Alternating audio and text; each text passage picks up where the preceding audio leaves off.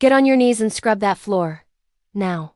Richard Castellano's voice echoed through Gate 47 of Denver International Airport, loud enough for the 30-something travelers waiting for their flights to turn and stare. Loud enough for the two Japanese investors he'd been courting for months to look up from their phones. Loud enough to make sure everyone understood exactly what he was doing. He was putting me in my place. My name is Lily Washington, and at that moment, kneeling in front of a bathroom entrance with a mop in my hands and my heart pounding against my ribs, I was supposed to feel small, worthless, reminded of where people like me belonged in Richard's pristine corporate world.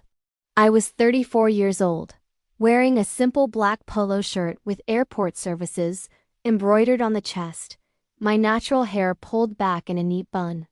To everyone watching, I was just another employee, another face in the background, another black woman doing the jobs nobody else wanted to do. Richard stood behind me in his $1,500 suit, his arms crossed, his expression a mixture of satisfaction and disgust that he wasn't even trying to hide. He'd waited for this moment. Planned it, even. I could see it in the way he'd positioned himself so the investors could see everything. In the way he'd raised his voice just enough to draw attention without causing a scene large enough to get security involved. "You see, gentlemen," he said to the investors, his tone shifting to that fake warmth he used when he wanted something. "This is what I mean when I talk about maintaining standards. Some people need to be reminded that excellence isn't negotiable, that there's a hierarchy for a reason." The older Japanese investor, Mr. Tanaka, shifted uncomfortably. His younger colleague, Mr. Sato, stared at his phone screen, clearly wishing he was anywhere else. But Richard wasn't done. "3 hours ago, I specifically told you to have this area cleaned before our guests arrived."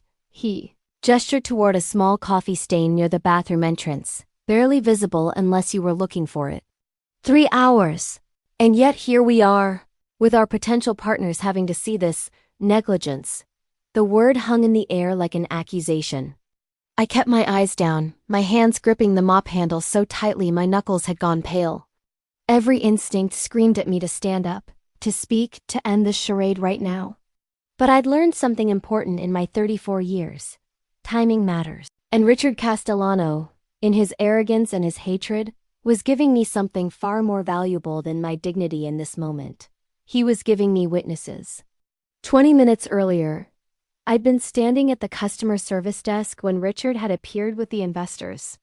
He'd been giving them the grand tour of our airport operations, showing off the efficiency of our systems, the profitability of our routes, the potential for expansion, everything designed to convince them to inject another $20 million into what they thought was his company. Castellano Logistics had been his baby, or so the story went. The narrative he'd built so carefully over the past 3 years. The self-made man who'd turned a small cargo operation into a mid-sized logistics empire with contracts at 15 major airports across the country. The magazines loved him. The new face of American enterprise. From dreams to runways. The logistics king.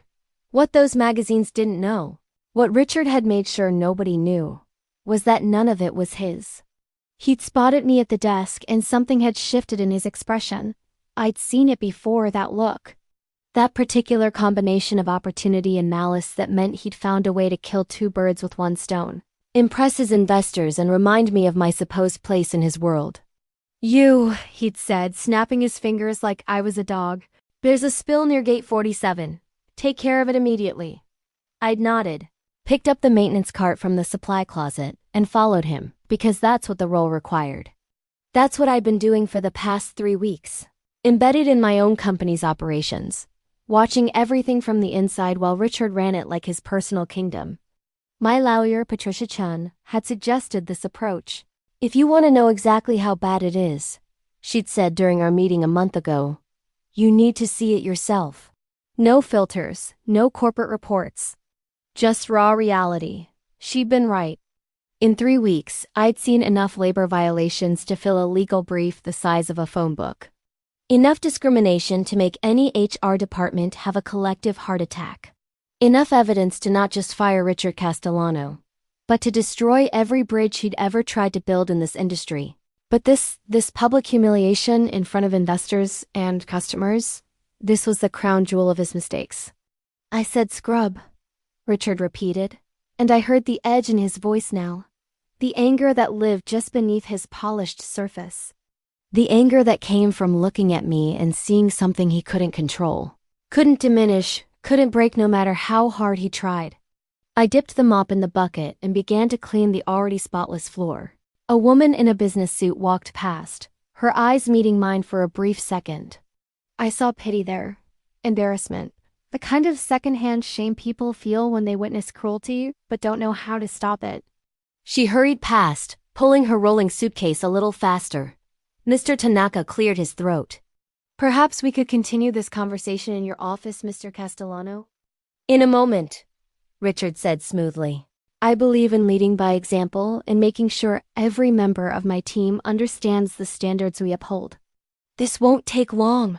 His team, his standards. The irony would have been funny if it weren't so infuriating. I finished cleaning the non-existent spill and stood up slowly, my knees protesting after kneeling on the hard airport floor. Richard stepped closer. Close enough that I could smell his expensive cologne. Close enough that when he spoke, only I could hear the venom in his words. You should be grateful, he whispered. Grateful that I even let someone like you work here. Grateful that I tolerate your presence in my airport. Do you understand? I looked up at him then, really looked at him. And I let him see something in my eyes that made him take a small, involuntary step back. Not fear. Not submission. Something else entirely. Yes, sir, I said quietly. I understand perfectly. He frowned, sensing something he couldn't quite identify. But then his phone buzzed, and his attention shifted. He glanced at the screen, and his face broke into a wide smile. Ah, perfect timing, he announced to the investors. Gentlemen, I have some exciting news. The final paperwork for our expansion into the Seattle market just came through. By the end of the month, Castellano Logistics will have operations in 20 airports coast to coast. Mr. Tanaka and Mr. Sato exchanged glances. That is impressive, Mr. Tanaka said carefully. Though I must admit, I'm still reviewing the ownership documentation you provided. Some of the corporate structure seems complex.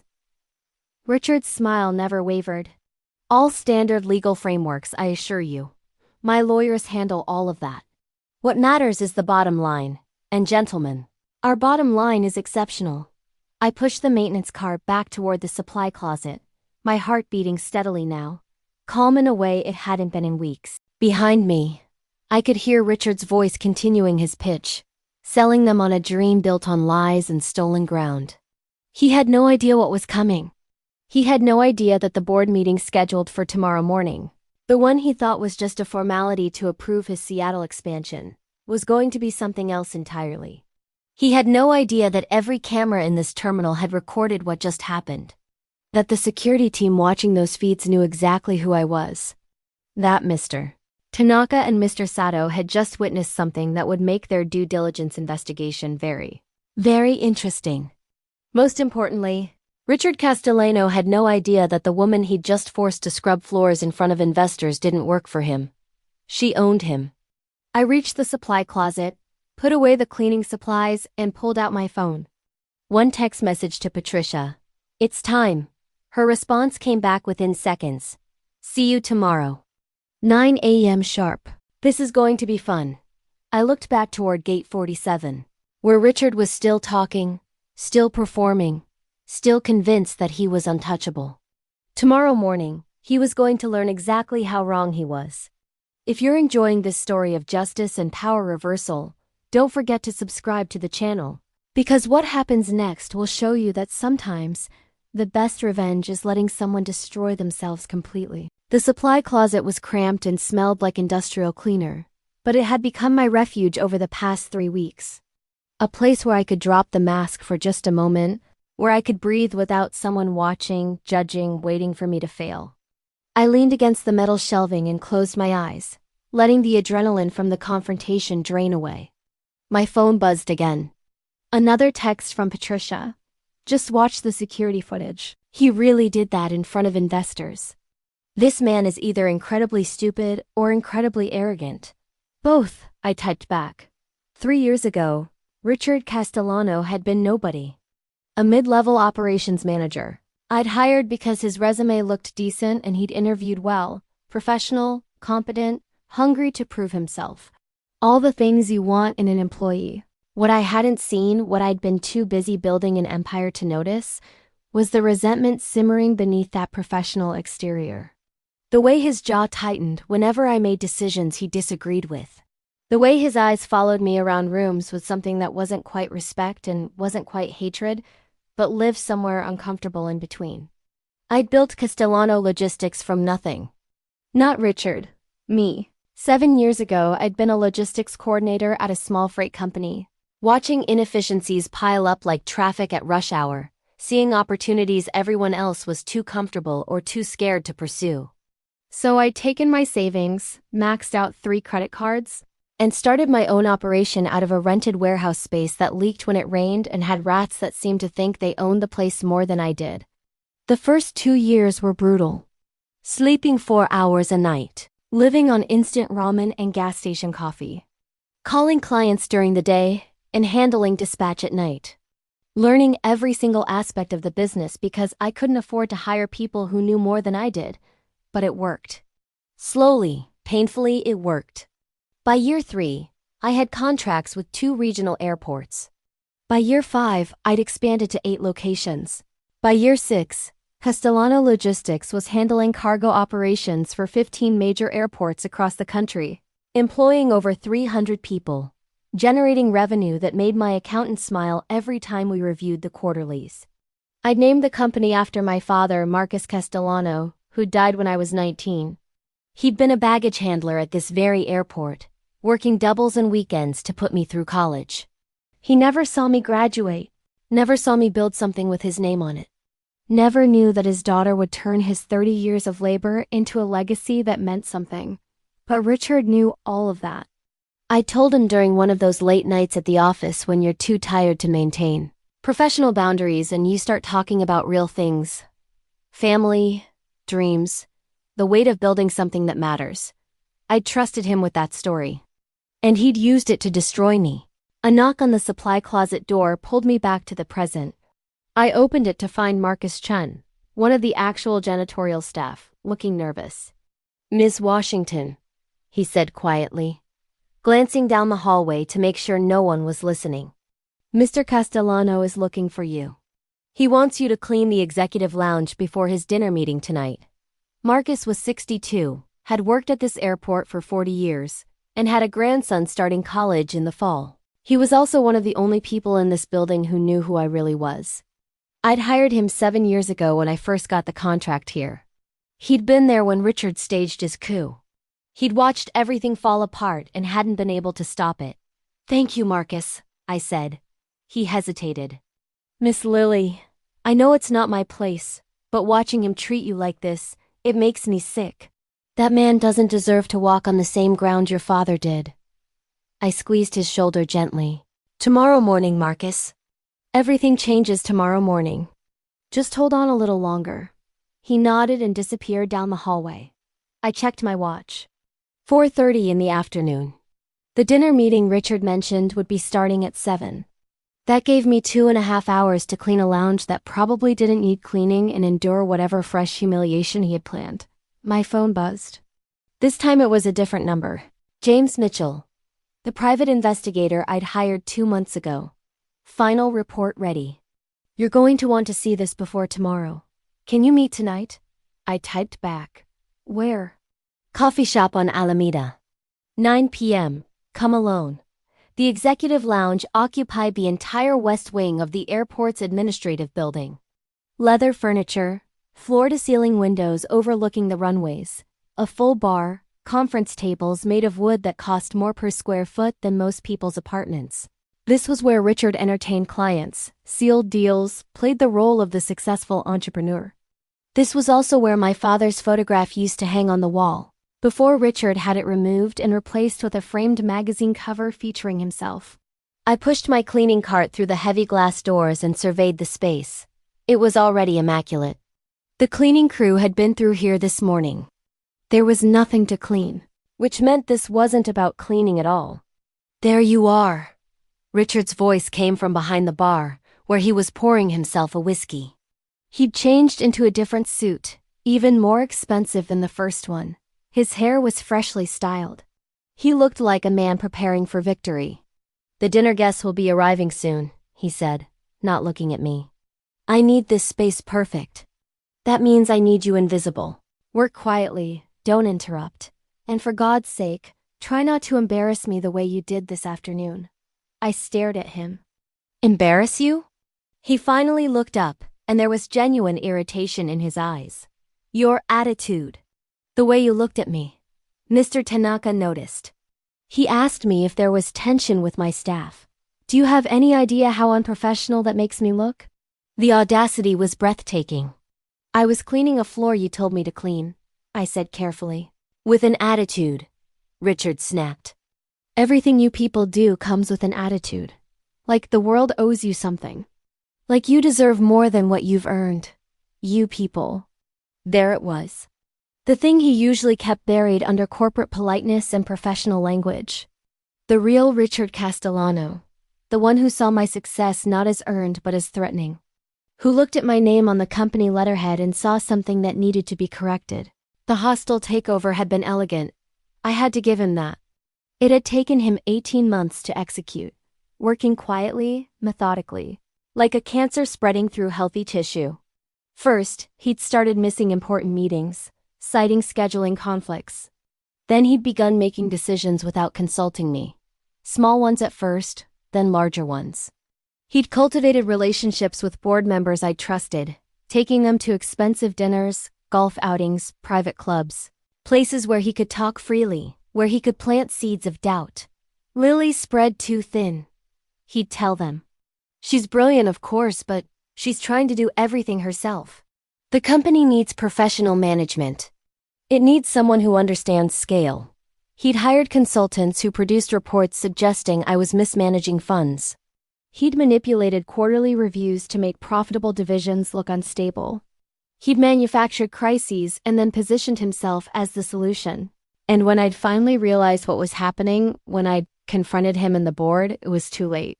He'd built a coalition.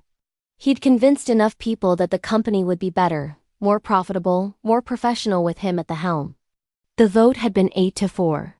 They'd stripped me of my CEO position, my voting rights, my access to company accounts. They'd restructured the corporate bylaws to limit my power. They'd offered me a consulting role that was really just a salary to keep me quiet and away from operations. What they didn't know, what Richard had been too arrogant to verify, was that I'd never actually signed the final restructuring documents. My lawyer at the time, a man named Robert Winters who'd seemed trustworthy and competent, had assured me everything was in order. He'd told me the paperwork was a formality, that my signature was just a procedural requirement. He'd lead. Robert Winters had been on Richard's payroll the whole time. The documents he'd shown me were fake. The corporate restructuring was built on forged signatures and fabricated board minutes. Legally, I still owned controlling interest in Castellano Logistics. Legally, Richard had been operating under fraudulent authority for 3 years. I discovered the truth 6 months ago purely by accident, when I'd needed some old tax documents and had gone to the company's registered agent to request copies. The agent had looked confused when I'd mentioned the restructuring, had pulled the official corporate records, and had shown me something that made my blood run cold. According to the legal documents on file with the state, the ones that actually mattered, I was still the sole owner and CEO of Castellano Logistics. Everything Richard had built his empire on was smoke and mirrors. Patricia Chun, the lawyer I'd hired after firing the firm that employed Robert Winters, had been direct. "You could walk into that company tomorrow and fire everyone. You have that power legally. But if you do it that way, Richard will claim he acted in good faith, that he was deceived by his legal counsel, that he believed everything was legitimate. He'll tie this up in court for years. So what do I do?" I'd asked. She'd smiled. "You let him think he's won. You watch him operate. You document every illegal decision, every labor violation, every act of fraud.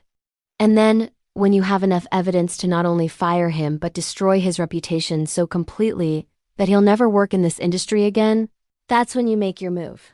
So, that's what I'd done. For 6 months, I'd watched from a distance, building a case. And then 3 weeks ago, Patricia had suggested something bold. Go work there. Undercover. See what he's really doing when he thinks no one's watching. It had been Marcus who'd helped arrange it, who'd gotten me into the janitorial staff rotation under a slightly modified name, who'd made sure I was assigned to shifts when Richard would be in the building. And what I'd seen had exceeded even my worst expectations. Labor violations, discriminatory hiring practices, sexual harassment complaints that were buried, safety violations that put workers at risk, financial irregularities that suggested Richard was skimming money from company accounts. And through it all, a pattern of cruelty, especially toward employees who looked like me, that was as systematic as it was disgusting. Today's public humiliation was just the latest entry in a very long list. Richard finished his whiskey and poured another. The guests tonight are important, he said. Potential partners for the Seattle expansion. I need everything perfect. Can you manage that? Or should I call someone more competent? I picked up a cleaning cloth and began wiping down surfaces that didn't need wiping.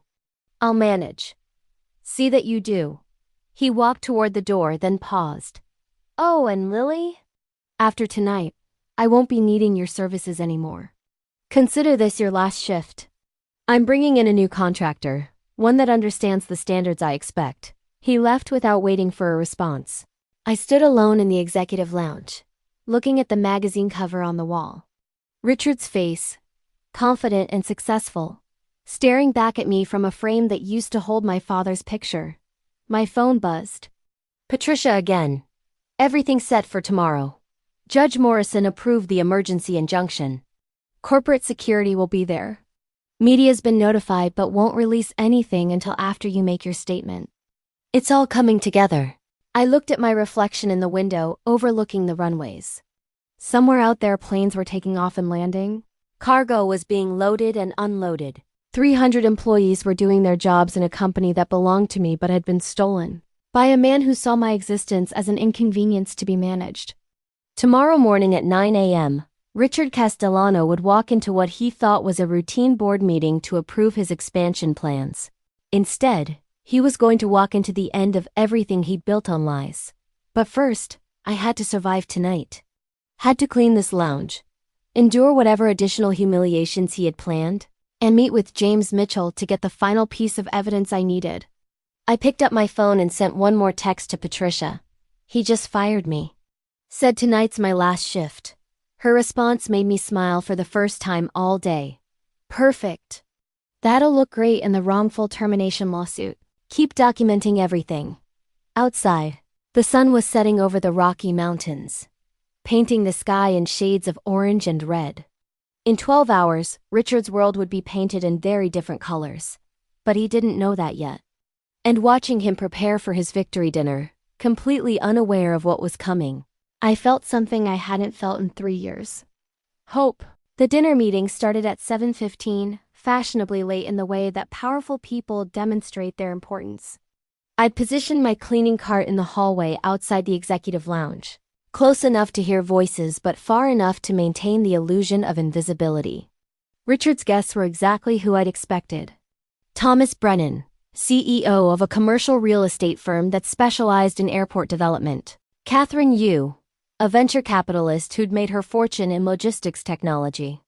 And someone I hadn't expected, Jonathan Price, the chairman of the Airport Authority Commission. That last one made my stomach twist. The commission controlled contracts, regulations, and operational licenses for every airport in the region. If Richard had gotten to Jonathan, if he'd managed to corrupt someone that high up, this was bigger than I'd thought. I pulled out my phone and texted Patricia. Jonathan Price is here. At Richard's dinner. Her response came back within seconds. What? That's a conflict of interest. He's supposed to recuse himself from any decisions involving contractors he has personal relationships with. Are you recording? I was. The small recording device Patricia had given me was clipped inside my uniform pocket, running continuously. Colorado was a one-party consent state for recordings, which meant as long as I was present, everything I captured was admissible in court. The lounge door was slightly ajar, and voices drifted out like smoke. The Seattle expansion is guaranteed, Richard was saying, his tone confident and smooth. I have the airport authority's blessing. The capital is secured and the operational framework is already in place. We're looking at a 30% revenue increase in the first year alone. What about the current ownership structure? Catherine Yu asked. My team did some preliminary research, and there are some questions about the corporate registration. Something about the original founders still having significant stake? I held my breath. Richard laughed and the sound made my skin crawl. That's been handled. The original founder, she had vision but lacked execution capabilities. We restructured the company 3 years ago. She retained a small consulting stake, more of a courtesy than anything functional. Legally, operationally, in every way that matters, this is my company. Lies. All of it, smooth and practiced and completely fabricated. And this founder, Thomas Brennan interjected. She's not going to be a problem? No legal challenges, no complications, none whatsoever, Richard assured him. In fact, I just terminated her last consulting arrangement this evening. Clean break. She's moved on to other opportunities. Other opportunities. That's what he was calling unemployment and public humiliation now. Jonathan Price cleared his throat. Richard, I want to be transparent here. My involvement in this project has to remain completely above board. The commission can't show any favoritism, and if anyone discovers I've been meeting with you privately, which is why these meetings don't exist, Richard said smoothly. Just friends having dinner. Nothing inappropriate about that. And when the Seattle permits happen to get expedited approval, well, that's just efficient government at work. I felt my jaw clench. This wasn't just corporate fraud anymore. This was corruption at a governmental level, the kind of thing that could derail entire careers and potentially lead to criminal charges. My phone buzzed silently. James Mitchell. At the coffee shop. Where are you? I glanced at my watch. 8:45. I was supposed to meet him at 9, but I couldn't leave this conversation. Not when Richard was actively incriminating himself with every sentence. Give me 30 minutes, I typed back. Recording something important. Inside the lounge, Catherine Yu was pressing harder. I need more than assurances, Richard. My investors require complete transparency. If there's any chance of legal complications, there isn't, Richard interrupted. And I heard the edge in his voice now, the irritation at being questioned. Look, the woman who founded this company was good at the small stuff. Building relationships with regional clients, handling day-to-day operations. But she couldn't scale. She couldn't see the bigger picture. When I took over, revenue increased by 40% in the first year alone. Because he'd been using my strategies, my relationships, my infrastructure. But he'd never acknowledged that. She also had some personal issues.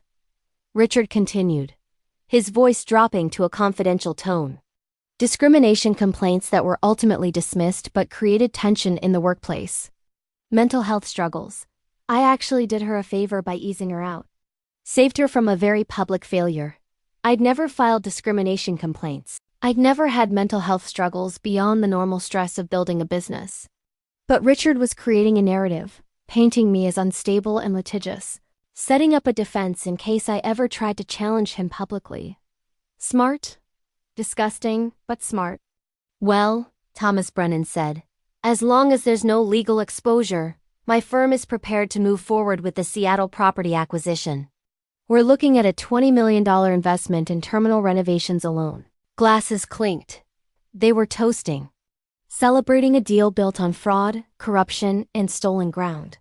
I stepped away from the door and moved down the hallway, my heart pounding. The recording device had captured everything. Richard's lies about ownership, his admission of pushing me out. Jonathan Price's involvement in expediting permits. Catherine Yu's investors being misled. Thomas Brennan's $20 million commitment based on false information. This was it. This was the evidence that would not only remove Richard from my company, but potentially end his career entirely.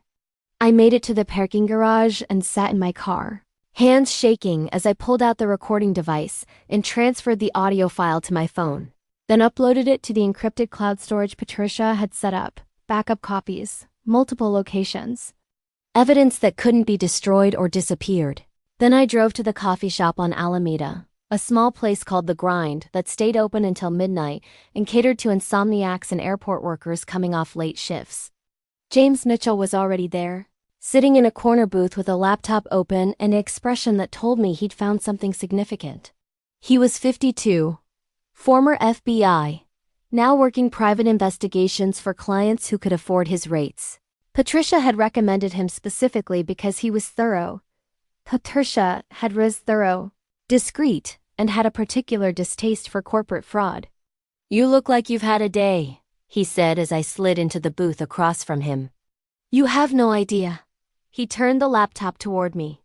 "I've spent 2 months following Richard Castellano's financial trail, and I have to tell you, this man is either incredibly arrogant or incredibly stupid. Probably both." The screen showed a spreadsheet with numbers that made my head spin. Transactions, transfers, shell companies, offshore accounts. "He's been skimming," James explained, pointing to highlighted rows. "Small amounts at first, a few thousand here and there from operational budgets. But over the past year, it's escalated.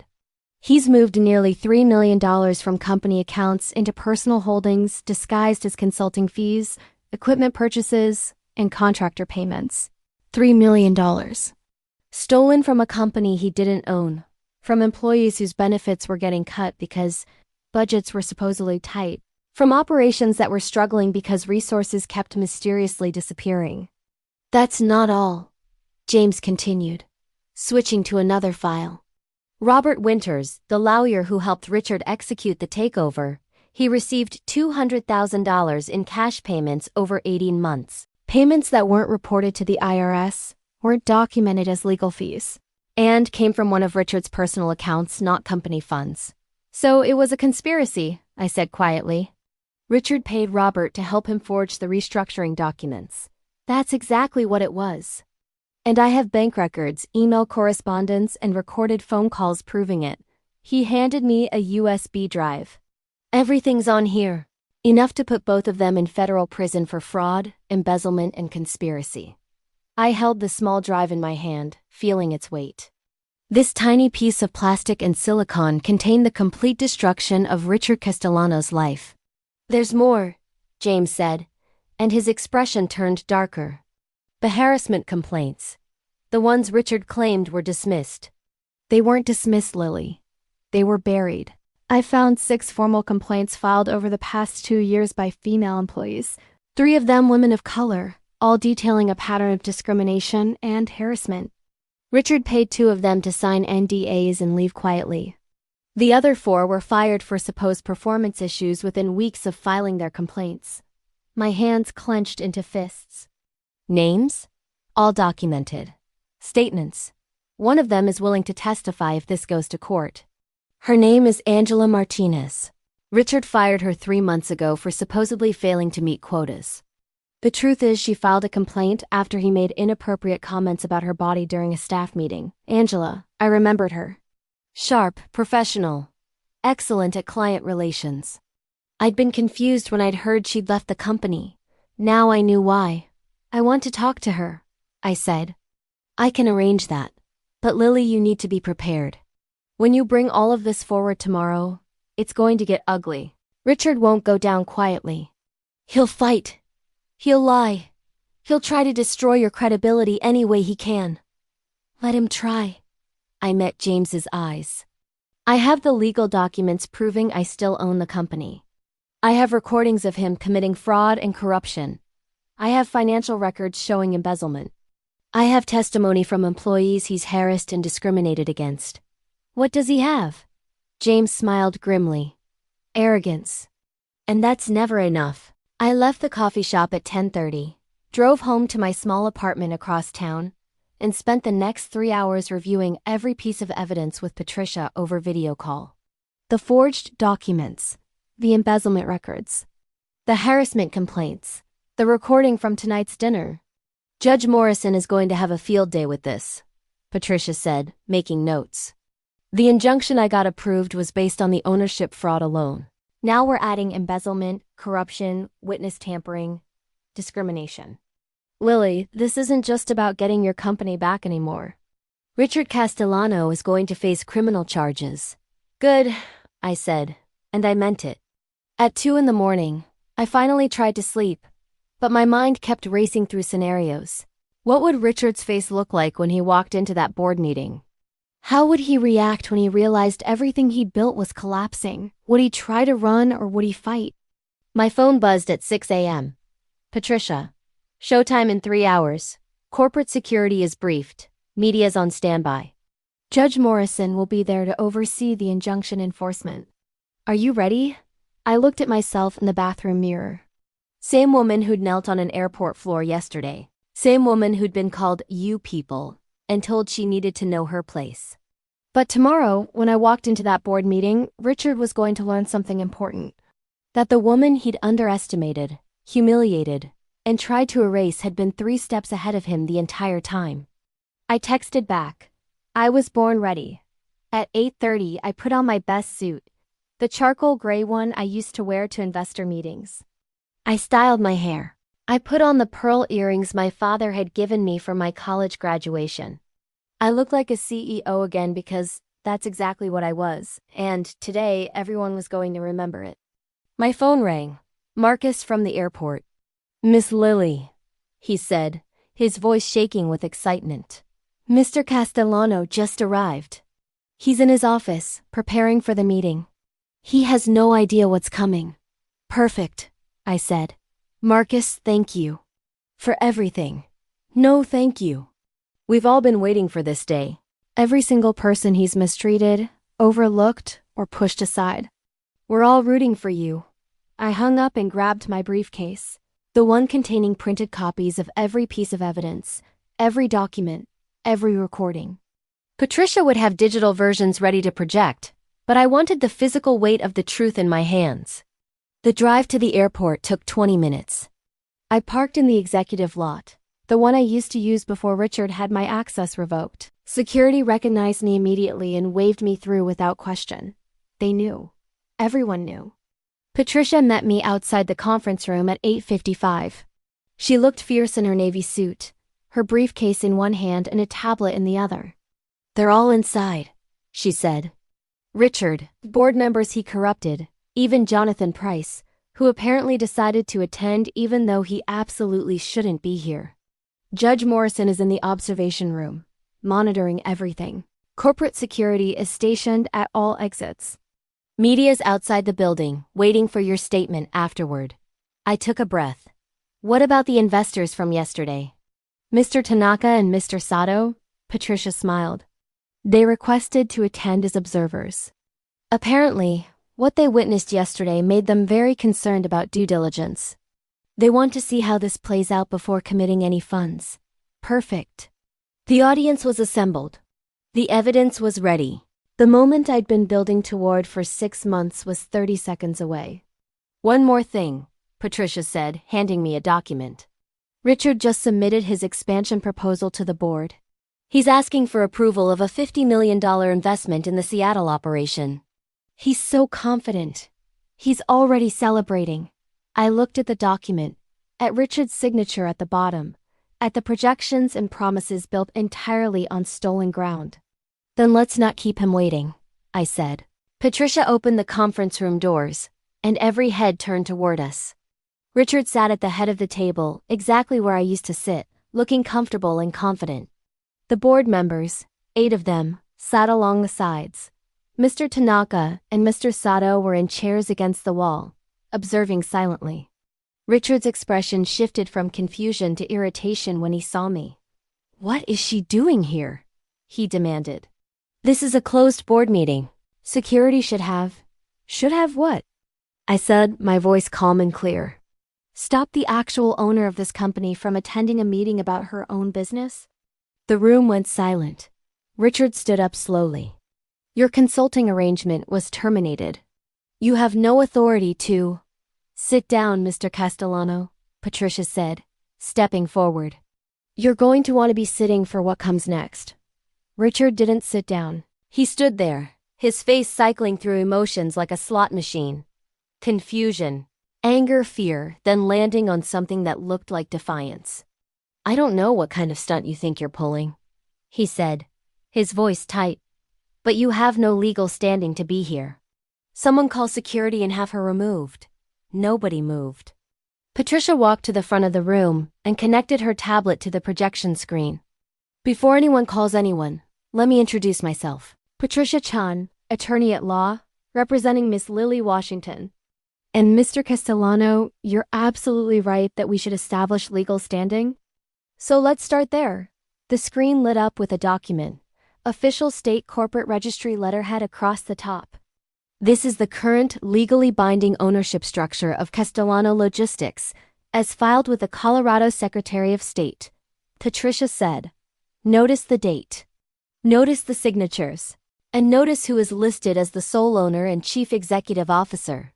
Richard's face went pale as he stared at the screen. My name. My signature. Official state seal. Dated 7 years ago, with no subsequent amendments filed. That's impossible, he whispered. We restructured. I have documents. You have forgeries, Patricia interrupted. Documents created by Robert Winters, who received $200,000 in unreported cash payments from your personal accounts to fabricate a corporate restructuring that never legally occurred. She clicked to the next screen. Bank statements. Transaction records. Highlighted payments from Richard's accounts to Robert's. One of the board members, Michael Chen, stood up abruptly. Richard, what is she talking about? She's lying, Richard said, but his voice had lost its confidence. This is a desperate attempt by a disgruntled former employee to former employee. I spoke for the first time since entering, and my voice cut through as stammering like a blade. I never worked for you, Richard. You worked for me. And then you stole from me. Patricia clicked again. The embezzlement records James had compiled. $3 million in fraudulent transactions, each one highlighted and traced back to Richard's personal accounts. Consulting fees to companies that don't exist, Patricia narrated. Equipment purchases from vendors that have no business licenses. Contractor payments to shell corporations registered to offshore addresses. All totaling $2,947,000 stolen from company accounts over 36 months. The board members erupted in overlapping voices, all directed at Richard. He stood frozen, his mouth opening and closing without sound. That's not all, I said, stepping forward. Show them the recording from last night. Patricia pressed play. Richard's voice filled the conference room, crystal clear through the sound system. The original founder, she had vision but lacked execution capabilities. We restructured the company 3 years ago. She retained a small consulting stake, more of a courtesy than anything functional.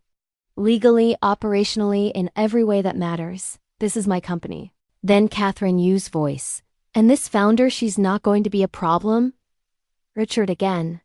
None whatsoever. In fact, I just terminated her last consulting arrangement this evening. Clean break. The recording continued, capturing every lie, every false assurance to investors, every fraudulent claim about ownership and authority. When it reached the part about Jonathan Price and the expedited permits, several board members turned to stare at the airport authority chairman, who had gone absolutely rigid in his chair. Richard, Jonathan said slowly, you told me those were informal discussions. You said there was nothing inappropriate. There wasn't! Richard exploded. This is entrapment. She recorded me without consent. Colorado is a one-party consent state, Patricia said calmly. As long as one person in the conversation knows they're being recorded, it's completely legal. And Miss Washington was present in the building during your dinner meeting. She was eavesdropping. I was working, I said coldly. Cleaning your executive lounge while you entertain guests and discuss stealing my company with corrupt officials. Which brings us to yesterday afternoon. Patricia clicked again, and the conference room screen filled with security camera footage. Gate 47. Richard standing over me as I knelt with a mop. The timestamp read yesterday, 3:47 p.m. The board watched in silence as Richard's voice came through the speakers. Get on your knees and scrub that floor. Now. The footage continued, showing the entire humiliation. Richard's comments to the investors. His whispered threats. his deliberate staging of the scene to maximize my embarrassment. Mr. Tanaka and Mr. Sato sat motionless, their faces carefully neutral, but I could see the disgust in their eyes. "This is the man you entrusted with a $50 million expansion," I said, looking at each board member in turn. "A man who embezzles from company accounts, who forges legal documents, who bribes government officials, who publicly humiliates employees for entertainment. This is who you chose over me." Michael Chen stood again. "Lily, we didn't know. We thought the restructuring was legitimate. You thought what?" I asked, my voice sharp. "That I suddenly became incompetent? That I mismanaged a company I'd built from nothing? Or did you just find it easier to believe Richard's version because it confirmed what you already suspected about someone who looked like me?" The silence was damning. Patricia clicked to another screen. 6 harassment complaints filed over 24 months, all buried or dismissed. 2 employees paid to sign NDAs and leave quietly. 4 others fired within weeks of reporting discrimination. Names, dates, documentation, all verified. She pulled up another document. Angela Martinez. Fired 3 months ago, supposedly for performance issues. Her actual crime? Filing a formal complaint after Mr. Castellano made inappropriate comments about her body during a staff meeting. She's prepared to testify in court if necessary. Richard finally found his voice again. "This is character assassination. A coordinated attack by people with personal grudges." "Personal grudges?" I stepped closer to him, and he actually backed up. "You stole my company. You destroyed my reputation. Yesterday, you forced me to scrub floors in front of investors to prove your power. Today, you're going to learn what actual power looks like." The conference room doors opened. 2 people in suits entered, carrying badges. "Federal agents," Patricia announced. "Mr. Castellano, given the evidence of embezzlement, fraud, and corruption involving a federal official, the U.S. Attorney's Office has authorized a preliminary investigation." Richard's face went from pale to gray. "Wait. No. This is a civil matter, not criminal. $3 million in embezzlement crosses the threshold for federal prosecution," one of the agents said. "Conspiracy to defraud investors crosses that threshold. Bribing a federal official definitely crosses that threshold. You need to come with us for questioning." "I'm not going anywhere without my lawyer." "Then call your lawyer," the agent said calmly. "But you're still coming with us." As the agents moved toward Richard, Jonathan Price stood abruptly. I wanted on record that I had no knowledge of any improper conduct. "Mr. Castellano misrepresented the nature of our conversations. Save it for your own investigation," Patricia said. "The Airport Authority Commission will be receiving a full report of your involvement in this scheme." Jonathan left the room quickly, his political career probably flashing before his eyes. I turned to the remaining board members. "Effective immediately, I'm resuming my position as CEO of Castellano Logistics.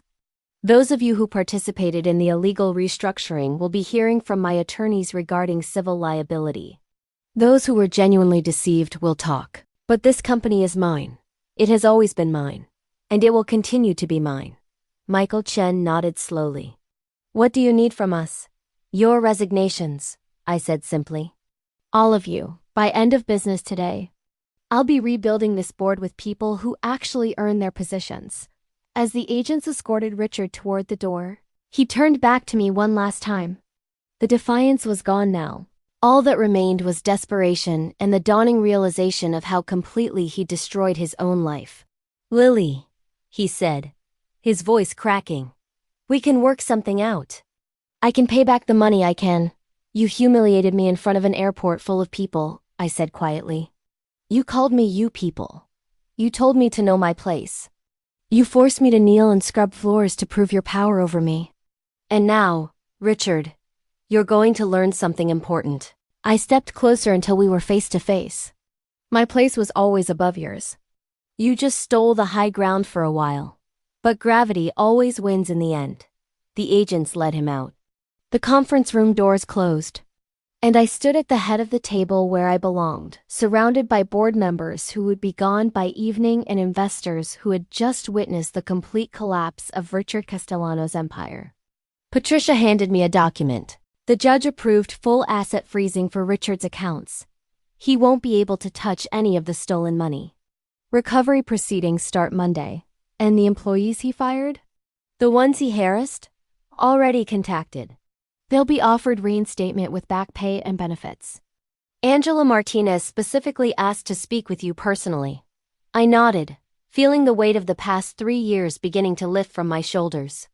This wasn't just about getting my company back. It was about justice for everyone Richard had hurt, everyone he'd dismissed, everyone he'd tried to erase. Mr. Tanaka approached carefully. Ms. Washington, on behalf of our firm, I want to apologize for nearly partnering with someone who operated with such fundamental dishonesty. If you're interested in legitimate investment discussions in the future, we would be honored to sit down with you properly. I'll consider it, I said, after I've cleaned house and rebuilt trust in this organization.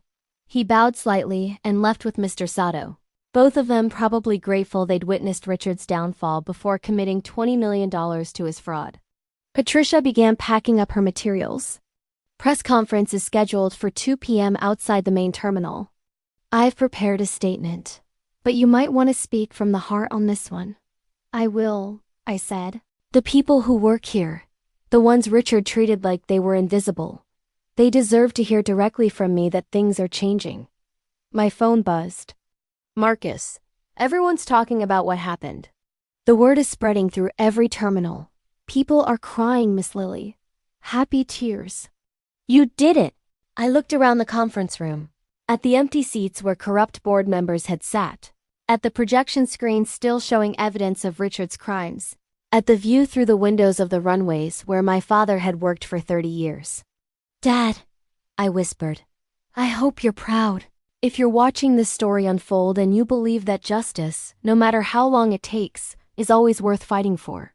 Subscribe to this channel because what happens next proves that reclaiming your power is just the beginning. Tomorrow would bring press conferences, legal proceedings, the hard work of rebuilding trust in operations. But today, right now, standing in this conference room where I'd been stripped of everything 3 years ago, I felt something I hadn't felt in a very long time. I felt whole. The press conference at 2 p.m. drew more media than I'd anticipated. Local news stations, business reporters, even a few national outlets who'd caught wind of the story through social media. Apparently, a black woman CEO reclaiming her stolen company from a white executive who'd publicly humiliated her was the kind of story that traveled fast. I stood at the podium outside the main terminal. Patricia beside me, corporate security forming a protective perimeter. Behind us, the Denver skyline stretched against a brilliant blue Colorado sky. Ahead of me, dozens of cameras and microphones waited for my statement. I'd prepared notes, but when I looked out at the crowd, I saw faces I recognized. Airport employees who'd gathered during their breaks. Marcus, standing in front with tears already streaming down his face. Dorothy, the older server from the wedding catering company who'd somehow heard about today and showed up to witness it. And there, near the back, Angela Martinez, the woman Richard had fired for refusing to stay silent. The prepared statement suddenly felt inadequate. My name is Lily Washington, I began, my voice steady. 7 years ago, I started Castellano Logistics with a dream, a warehouse that leaked when it rained, and a promise to my late father that I would build something that honored his 30 years of labor at this airport. Today, I'm standing here to tell you that dream was stolen from me 3 years ago through fraud, forgery, and systematic deception. I paused, letting that sink in. For 3 years, a man named Richard Castellano operated my company under false pretenses, claiming ownership he never legally possessed. He embezzled nearly $3 million. He corrupted government officials. He harassed and discriminated against employees who reminded him that excellence doesn't have a color or gender requirement. And yesterday, he forced me to scrub floors in front of investors to demonstrate his power over me. The crowd murmured, cameras flashing continuously. But here's what Richard Castellano didn't understand. Here's what people like him never understand. You can steal someone's position.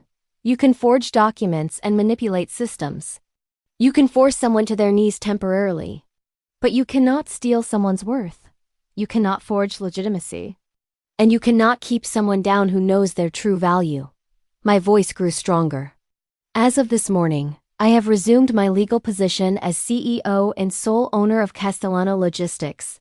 Richard Castellano is currently being questioned by federal authorities regarding embezzlement, fraud, and corruption charges. Every employee he wrongfully terminated will be contacted about reinstatement with full back pay.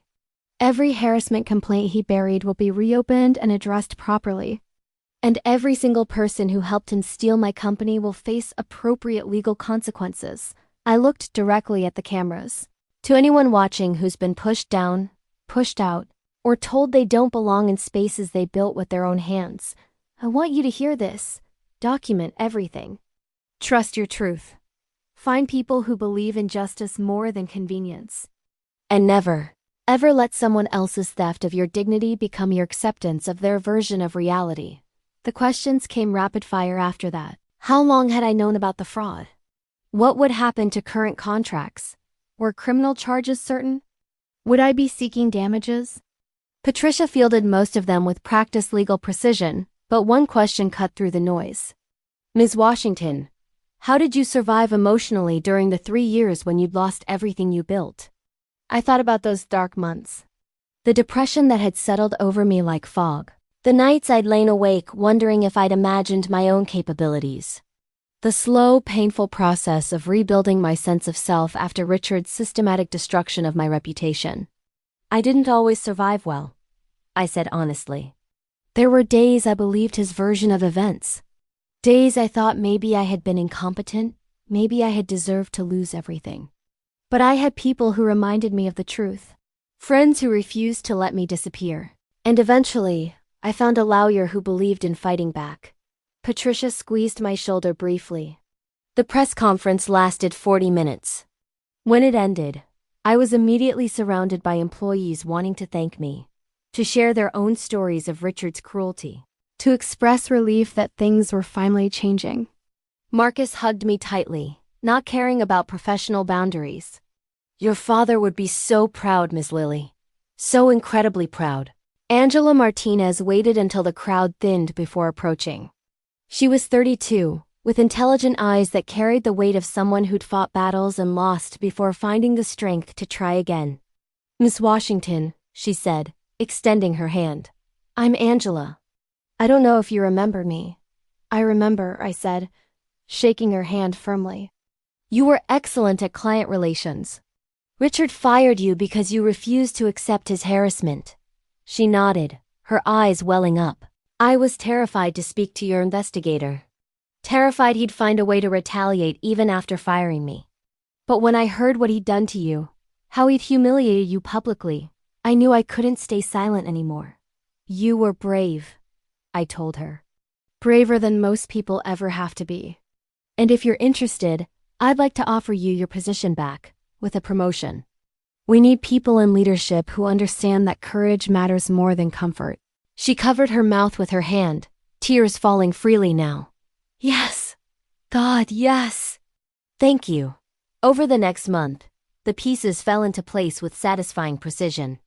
Richard Castellano was formally charged with embezzlement, fraud, and conspiracy. His bail was set at $5 million, which he couldn't make because all his assets had been frozen. He sat in county jail awaiting trial, his expensive suits replaced with orange jumpsuits, his confident swagger reduced to the shuffling walk of someone who'd finally encountered consequences. His lawyer tried to negotiate a plea deal. Patricia rejected it. He humiliated your client publicly, she told them. Now he gets to face public justice.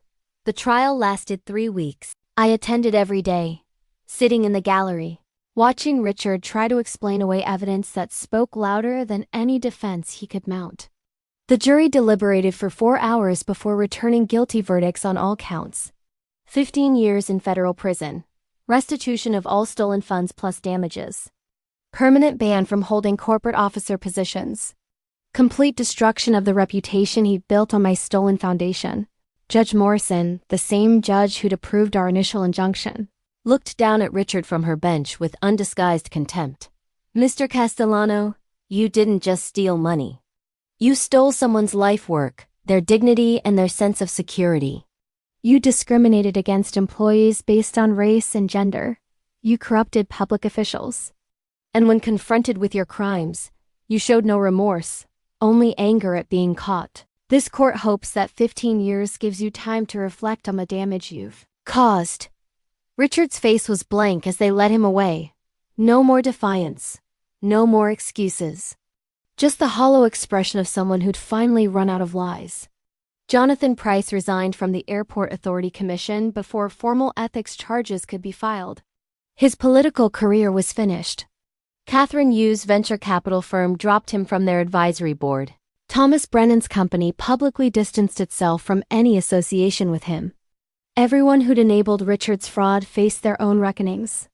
Meanwhile, Castellano Logistics underwent transformation. I rebuilt the board with people who'd actually earned their positions through merit and integrity. I implemented transparent financial oversight systems. I created an employee advocacy program that gave workers direct channels to report concerns without fear of retaliation. And one renamed the company, Washington Logistics, my name. My father's legacy. No more hiding behind borrowed credibility or stolen ground. Revenue increased 23% in the first quarter after I resumed leadership. Not because I was magical, but because employees who felt valued worked harder. Because clients appreciated transparency. Because removing corruption made room for actual excellence. Angela Martinez became Director of Employee Relations, tasked with rebuilding trust and ensuring no one else would ever suffer what she'd endured. Marcus was promoted to Operations Manager, his 40 years of experience finally recognized and compensated appropriately. Dorothy, though she worked for an outside catering company, received a permanent service contract and a letter of recommendation that helped her start her own small business. 6 months after the press conference, I stood in the newly renovated executive lounge, looking at the wall where Richard's magazine cover had once hung. In its place was a photograph of my father in his baggage handler uniform, smiling at the camera on his last day of work before he died. Beneath it, a plaque. Marcus Castellano, 1952 to 2008. He built the foundation. She built the empire. My phone buzzed. A message from an unknown number. Miss Washington, my name is Jennifer Torres. I'm a 26-year-old Latina woman who just got pushed out of my family's restaurant business by my cousin who forged documents to claim ownership. I saw your press conference 6 months ago and saved a recording. Today, I hired a lawyer and we're fighting back. Thank you for showing me it's possible. I sat down, reading the message twice, feeling the weight of responsibility and possibility. This was what mattered. Not the money recovered or the prison sentence delivered. Not even the company restored. What mattered was that somewhere a young woman who'd been told to accept theft had decided to fight instead. That evening I did something I hadn't done in 3 years. I visited my father's grave at the cemetery overlooking the mountains. I sat on the grass beside his headstone and told him everything. The theft, the humiliation, the investigation, the trial, the victory. I named the company after us, Dad, I said softly. Washington Logistics, your name and mine. Together, like it should have been from the beginning. The wind moved through the pine trees, carrying the scent of approaching rain. Richard thought he could erase us, thought he could take what we built and make it his. But he didn't understand something fundamental.